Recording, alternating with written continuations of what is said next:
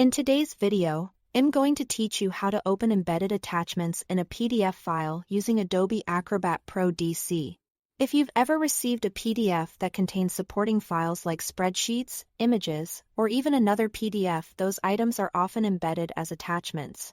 Knowing how to access them is essential for reviewing complete project packages, contracts with reference documents, or reports with raw data. The process is simple once you know where to look, and I'll walk you through it clearly from start to finish. Begin by opening your PDF in Adobe Acrobat Pro DC. Working in Pro DC ensures you have access to the full set of tools designed for managing attachments.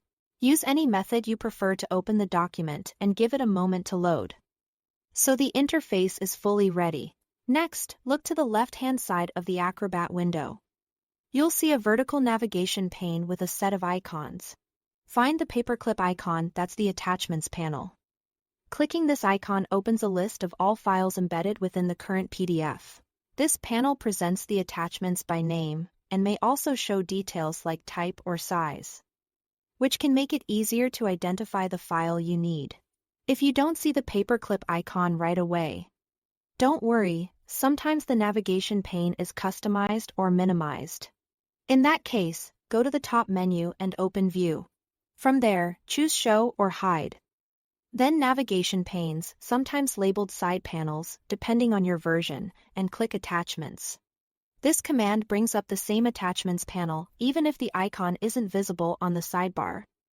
With the panel open, locate the file you want.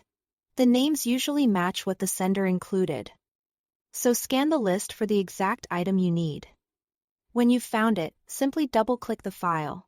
Acrobat will hand it off to the default application associated with that file type on your computer. For example, a .xlsx file will open in your spreadsheet program, and an image will open in your photo viewer. If a file doesn't open as expected, it may be due to system associations, security settings, or the absence of a compatible app. That's normal behavior and a sign to check how that file type is handled on your device. That's all there is to it. Thanks for watching.